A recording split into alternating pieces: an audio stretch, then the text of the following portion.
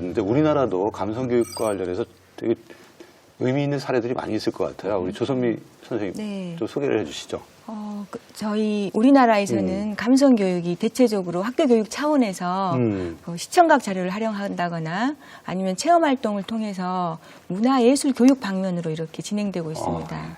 그리고 교실 수업 내에서는 선생님들이 이제 감정에 대해서 그것을 좋은 수업 요소로 갖고 예를 들면 수업 시간에 이러는 거죠. 지난 시간에 뭘 배웠니? 라고 인지적인 요소를 묻기 전에 오늘 공부에 대한 내 마음은 어떠니? 라고 그걸 출발점으로 보고 수업 단계마다 아이들의 감정을 충실하게 따라가 주는 거예요. 그러니까 예전에는 인지적 요소를 잘 배웠느냐 안 배웠느냐가 중요한 게 아니라 아이가 정말 이 마음으로 이걸 따라하고 있는가에 교사가 집중해 주는 거죠. 그래서 인지적 영역보다 정의적 요소에 관심을 두고 집중하는 거고요. 저는 이제 감성 수업을 이런 감정 수업과 또 가치 교육 중심으로 수업을 좀 진행하고 있습니다. 어떻게 하고 계신지 너무 궁금해요. 그래서 저희가 사실 수업 현장을 가서 촬영을 했습니다. 다녀오셨어요? 같이 보시면서 네. 이야기를 나누시죠. 마음의 힘을 기르는 감성 수업을 한다는 여수 미평초등학교에 왔습니다. 무언가를 열심히 그리는 학생들. 자세히 보니 인체가 그려진 종이에 빨갛게 색칠을 하고 있는데요. 지금 뭐 그리고 있는 거예요? 지금 자기 화가 났을 때 자기 몸의 상태예요. 화가 났을 때 일어나는 몸의 변화를 색연필로 표현하고 있는데요. 밖으로는 화나는데 속으로 웃기 때문에 다리에 우는 표현을 그렸습니다. 저는 화가 나면 욕이 나올 것 같고 막 그 사람을 때리고 싶어요. 되게 솔직하네요. 터지기 일보 직전이야 지금. 머리가 터질 것 같고 감정과 함께 몸의 변화도 복잡하게 나타난다는 학생들. 무엇을 배우는 시간일까요? 화가 났을 때 몸에서 어떤 변화가 일어나고 그 변화를 앞으로 이제 새로 화가 나는 상황이 되었을 때 그 몸에 대해서 내가 인식을 하는 거죠. 그래서 조절할 수 있는 자기만의 방법을 찾아가는데 도움이 될 거라고 생각하고 있습니다. 화라는 감정에 대해 자세히 들여다보고 분노를 조절하는 법을 배워보는 시간이었습니다. 좋은 감정이에요. 화는 자연스럽게 일어나는 좋은 감정인데 그 화를 어떻게 해야 될까? 잘 다스려야 돼요. 정답. 잘 다스리는 방법을 배울 거예요. 마음을 열고 화나는 감정을 이해하며 잘 다스릴 수 있는 방법을 살펴보기로 했는데요. 여러분이 화가 나면 나는 보통 어떤 행동이나 어떤 생각을 해요? 화가 났을 때.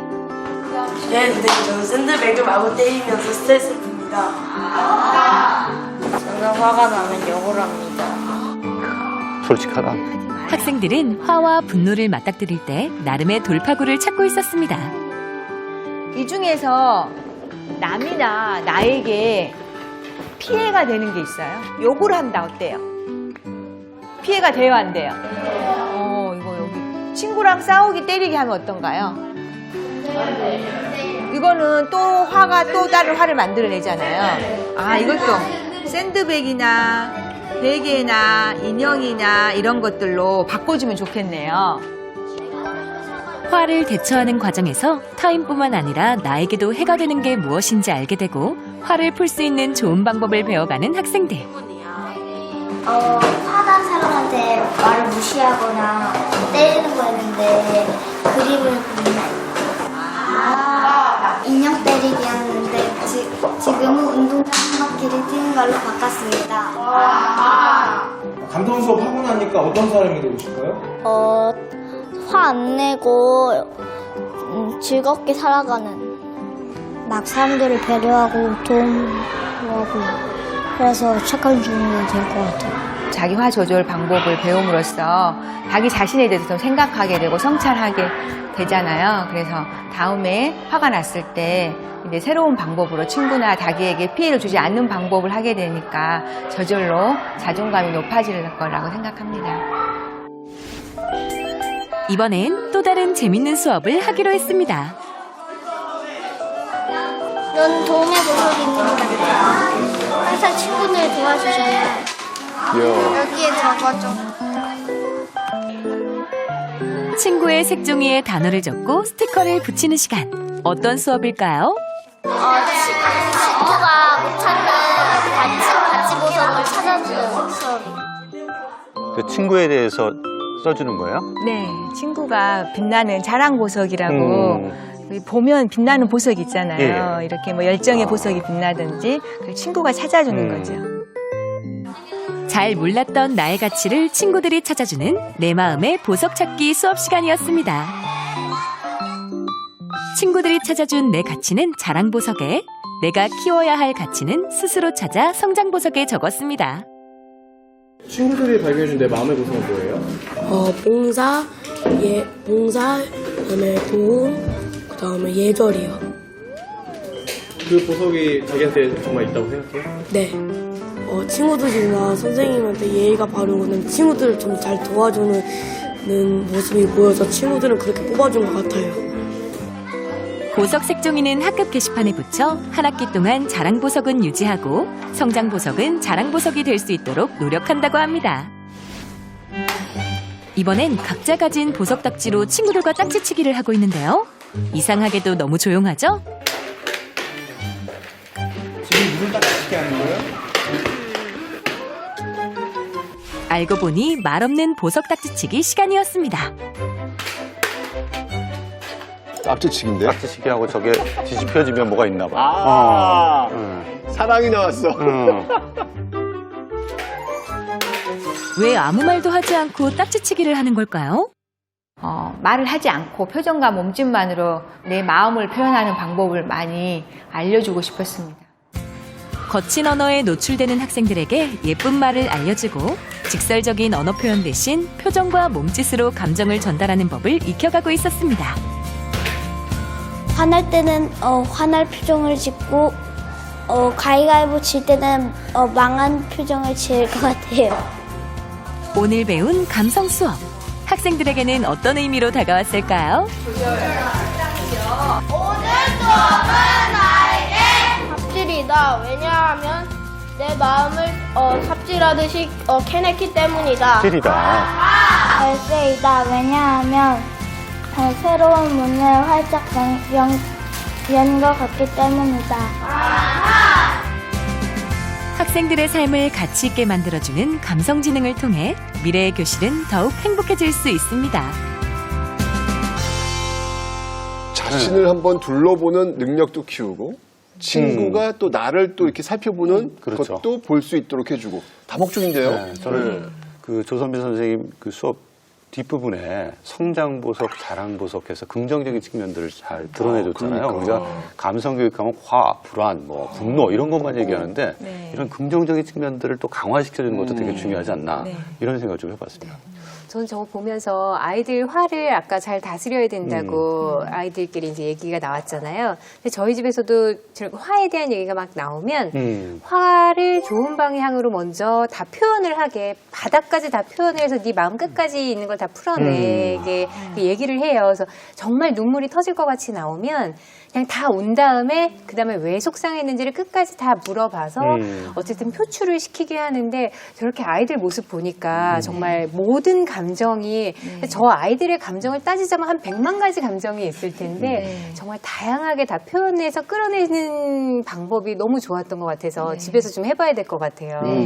저는 보면서 느꼈던 게 이제 감정뿐만 아니라 그 가치와 연결해서 풀어가 있고 또 아까 성장보석이라는 부분이 있잖아요. 그러면서 자기 상태뿐만 아니라 앞으로 그러면 어떻게 되어갈 건가에 대한 고민도 할 수 있게 해서 그분이 참 인상적이고 참 좋네요. 교수님 어떠셨어요? 원래 우리가 사용하는 그 감정과 관련된 단어가 434개가 있어요. 그렇게 나와요? 네. 제가 기억이 나네요. 그 중에 긍정적인 단어가 많을까요? 부정적인 단어가 많을까요?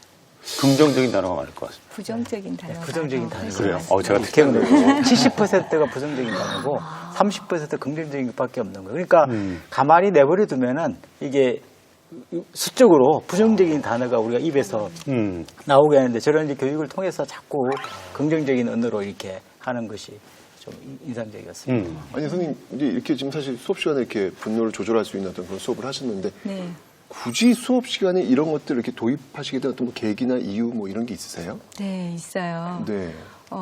처음 시작할 때는 어떤 담임 선생님의 요청으로 시작했는데 그 반에는 그 VIP 손님이 많다고 해요. VIP요? 네. 화를 잘 자주 내고 또 공격성이 갈수록 강해져서 그 아이들이 주변 환경에 주변 친구들에게 영향을 너무 많이 끼치는 거예요. 그래서 수업이 제대로 되지 않아서 좀 도와주세요라고 요청이 왔어요. 그래서 수업을 시작하게 되었는데 이제 지금은 그 효과가 좋아서 그런 예방적 차원에서 수업을 들어가고 있고요. 예를 들면 이런 경우가 있었어요. 어떤 아이가 자주 주먹을 이렇게 쥐었대요. 근데 아무도 몰랐어요. 그런데 그 시간에 그 아이가 발표를 한 거죠. 나는 실은 화가 날 때마다 주먹을 꽉 쥐어. 그래서 이제 다음에 그 수업이 끝나고 다른 화가 났을 상황이 되었을 때 옆에 친구가 그 주먹 쥔 손을 따뜻하게 잡아줘요. 감동이다. 네, 그래서 서로에 대해서 알아가면 더 사랑하게 되고 그 몰랐던 것보다 알고 나면 그 전에 보인 거하고 또 다르게 보인다고 하잖아요. 그래서 학급 내에서 이것이 해결돼야지 그것을 상담을 보내고 병원 치료를 하는 건 오히려 그게 단기적인 것 같아요. 이런 수업하게 되면 이제 학생들의 감성도 긍정적으로 변화될 뿐만 아니라 학교 내 여러 가지 뭐 학폭이나 이런 문제들도 많이 해결하는 데 도움이 될 것 같은 생각이 드는데 실제로 어떤 변화가 있었나요? 먼저 이렇게 감성 수업을 하고 나면 개인적으로 아이들은 후련하다. 후련하다. 네, 또 진즉 말할 걸 괜히 참았다. 또 친구를 이해하게 되었다. 이런 말들을 하게 되고요. 또 학교 전체적으로 이렇게 보면 실은 작년에 제가 학교를 옮겼는데 작년에 그 학교에 학교폭력대책자치위원회가 총 18번이 열린 거예요. 이 횟수는 뭘 의미하냐면 방학을 제외하면 거의 한 달에 서너 번이니까 일주일에 한 번씩 학교폭력자치위원회가 열린 거죠. 그만큼 싸움이 많이 일어나는 거예요. 그래서 선생님들이 여자 선생님인데도 불구하고 원형 탈모 거기도 하고 휴직도 심지어 하기도 했어요. 그런데 이제 저희들이 감성 수업을 작년과 올해 꾸준히 진행하다 보니까 올해는 학교폭력대책자치위원회가 몇 번 열렸을 것 같아요? 한 번도 안 열렸어요. 네. 실은 이 영상 찍기 전까지 한 번도 안 열렸거든요. 근데 영상 찍고 딱 한 번 열렸어요. 그래서 저희들은 모든 선생님들이 함께 지금 감성 수업 실천하고 있는 것이 우리 학교의 학교 폭력을 좀 줄이지 않았나 스스로 생각하고 있습니다. 충분히 그렇습니다. 그렇죠. 그 싸움 있잖아요. 폭력. 이 폭력이요. 전염병처럼 번져요. 그렇죠. 묘해요. 이게 한번 딱 들으면 거기 끝나는 게 아니에요. 계속 번져 있어. 이거를 계속 교육시켜주지 않으면 계속 번지기 때문에 진짜 이 교육은 필요한 것 같은데 학부모 입장에서는 이런 어떤 교육에 대해서 어떤 입장을 갖고 계세요? 학교에서 해주는 교육도 굉장히 중요한데 사실은 엄마와 아이의 감성이 정말 제일 기초가 되는 것 같아요. 그렇죠. 엄마들이 보통 이제 아이들 어렸을 때 손인형으로 한번 때리고 아야 아파 하면서 뭐 이렇게 인형극 같은 거 많이 해주면서 감성을 키워주잖아요. 근데 아이들이 가장 반응에 민감한 건 엄마의 감정이다 보니까 엄마가 아프고 힘들고 지치고 이 모든 거를 아이가 제일 예민하게 받아들일 때 그 경험을 좀 밑바탕에 깔아둔 다음에 그 다음에 이런 학교 교육이 좀 들어가주면 너무 효과적일 것 같아요. 그래서 좀 아이가 컸다 하더라도 아이들이 화나는 이유는 되게 단순하잖아요. 저희 큰딸이 가장 최근에 막 울었던 건 치킨 시킬 때 아빠가 카드를 내렸는데 왜 현금을 냈냐. 이 이유로 말다툼이 시작이 돼서 정말 펑펑 울었는데 되게 이유는 단순했지만 억울함이 그 끝에 있었더라고요. 그러니까 저랑 비슷하네요. 이 얘기를 끝까지 들어주고 울어주는데 토닥거리고 그래 속삭이겠네 이런 감성이 아이가 컸더라도 그냥 계속 엄마가 아이 편이 돼서 해주는 거 이게 시작이지 않을까 이런 생각이 또 드네요. 너무 웃기죠, 저희 집. 부끄럽네요. 아니, 뭐, 비슷할 것 같습니다. 오해로 시작해서 이해로 끝나면 좋으니까 얼마나 좀 좋은, 어떻게 보면 교훈이 될 수 있겠습니까? 지난주에도 저희가 이야기한 것처럼 일반 교과 활동 내에서 우리 아이들의 감성 교육이 좀 이루어지게 하는 게 좋을 것 같은데 구체적으로 이렇게 자연스럽게 이루어질 수 있는 방법이 좀 있나요? 일단 첫 번째 기저에 우리 교육 현장에 좀 여유가 있었으면 좋겠어요. 네, 왜냐하면 감성이 넘치는 학교 문화가 되려면, 학급 문화가 되려면 일단 눈을 마주치고 마음을 읽어줄 수 있는 시간이 필요한데 교육 현장은 너무나 바빠요. 그래서 교사들이 학교에 오면 오로지 다른 일 아무것도 안 하고 제 마음 같아서는 아이들과 수업에만 집중할 수 있는 시스템이 되었으면 좋겠습니다. 그리고 실은 교사들도 감성이나 감정에 대해서 교육받은 경험이 별로 없어요. 그래서 그런 것들을 배울 수 있는 뭐 책이나 연수, 코칭 이런 것들을 또 교사 공동체를 통해서 그 교사들끼리 심리적 안전지대, 내가 할 수 있어, 아이들 마음을 보듬을 수 있어라는 그런 안전지대를 스스로 가져가야 되고요. 네. 마지막으로 아까 수업 장면에 잠깐 볼 수 있었던 것처럼 우리가 두발 자전거 처음 탈 때 자전거 보조바퀴 달잖아요. 그것처럼 교사의 마음을 좀 불안을 잠재워 줄 수 있는 감성 수업 도구들이 있거든요. 그래서 각각 감정 카드나 보석 카드 이런 것들을 활용하면 또 도움이 되지 않을까 싶습니다. 저 같은 경우는 그 덴마크를 한번 가서 본 적이 있었는데 항상 교육과정상에 월요일날 첫 시간은 바로 교과 수업을 들어가는 게 아니라 주말에 어떤 일이 있었는지 삶에 대해서 이야기하는 시간을 가져요. 그래서 책상을 치워버리고 의자만 해가지고 원형으로 서클 대형으로 자리를 앉은 다음에 이야기들을 나누면서 풀어가고 그리고 나서 이제 2교시부터 이제 교과 수업을 들어가는 부분들을 봤는데 되게 인상적이더라고요. 그래서 저는 아까 그 교육과정상의 어떤 여유, 근데 그 여유라는 것이 그렇게 아이들과 소통하고 대화할 수 있는 시간들이 교육과정에 확보되는 것들이 필요하지 않나라는 생각들을 하고요. 너의 성공이 나의 실패인 경쟁학습 구조 속에서는 감성이 싹틀 여지가 없다. 너의 성공이 나의 성공이라는 협동학습 구조 속에서 풀어가야 되는 것이 아닐까. 그런 면에서 수업 방식에 있어서도 새로운 접근이 필요하다고 보고 감성에 맞는 다양한 방법들을 개발해서 현장에다 적용하는 노력들이 필요하지 않나 생각이 듭니다. 그래도 한 가지 더 이제 그 수업에서 우리 공감 얘기를 많이 하는데 과연 선생님은 또 부모님은 아이를 공감하십니까? 라고 물을 때 나 공감한다 이렇게 대답하는데 실제로 안 할 가능성이 높아요. 이미 그 자기가 답을 다 가지고 있는 거죠. 알고 있다고 가정하지 말라. 세상은 내가 아니고 그를 중심으로 돌아간다. 수정하지 말고 묵묵히 들어라. 그 긍정적인 정서로 시작하고 공감을 제대로 하는 것들이 그 수업에서 먼저 우리가 확인해야 될 부분이 아닌가 생각을 합니다.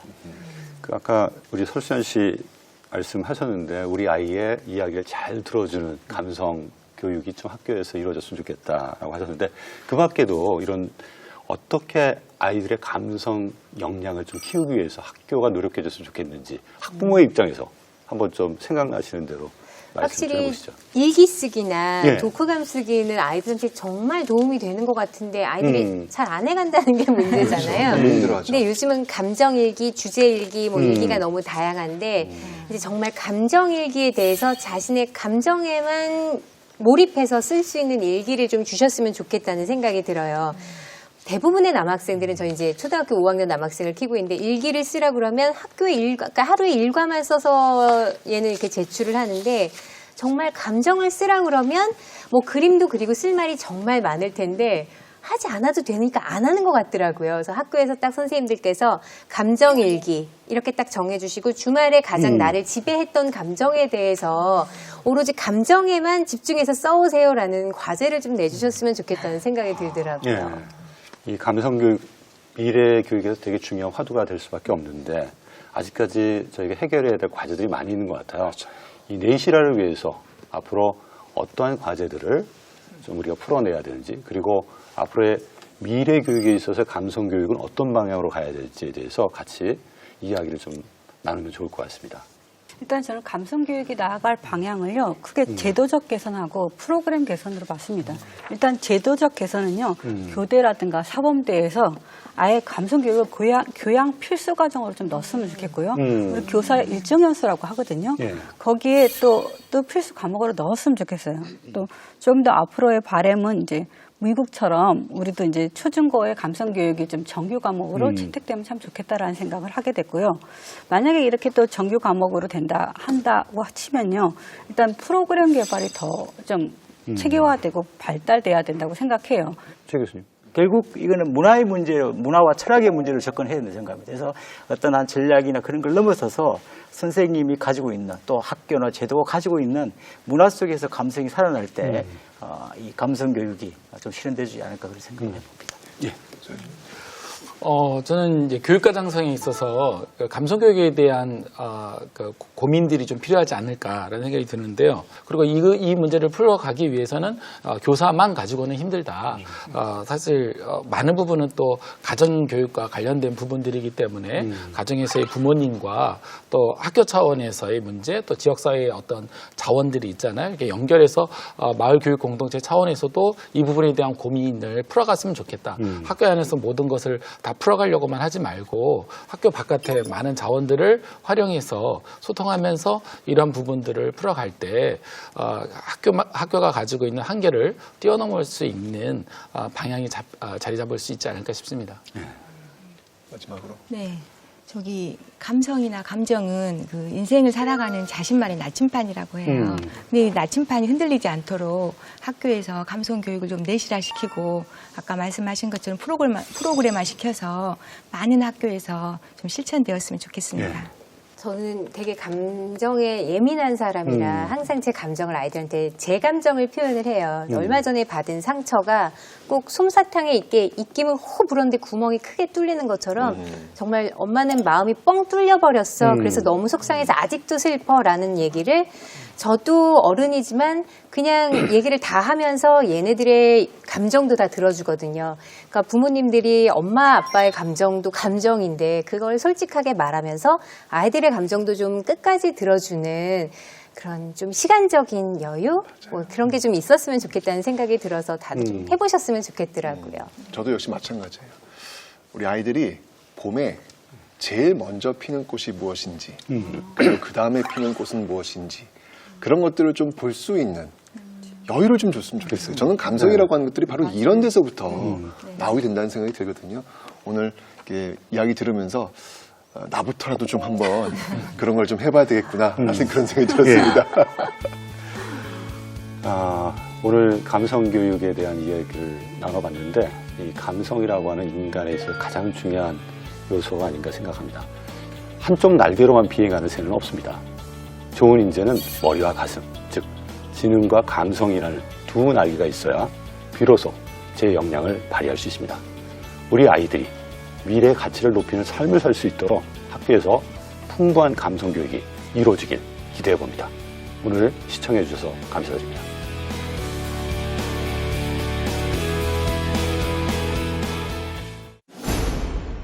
굴러가는 농구공은 나의 심장, 두근두근 농구장은 모대 경기장.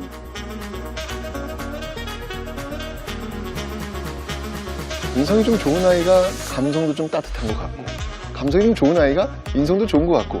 자신의 감정에 대해서 관심을 많이 가졌던 아이는 다른 사람에 대해서 관심을 가질 수 있습니다. 자유롭게 감정을 표출하고 이러기에는 현실의 벽에 좀 부딪힐 때가 많아서 속상할 때가 있어요. 교사들이 열심히 하려고 해도 환경이 뒷받침되지 않으면 열심히 하기가 어려운 것도 사실이거든요. 학생이 변하면 학교가 변할 것이고 학교가 변하면 아마 그 세상이 변하지 않을까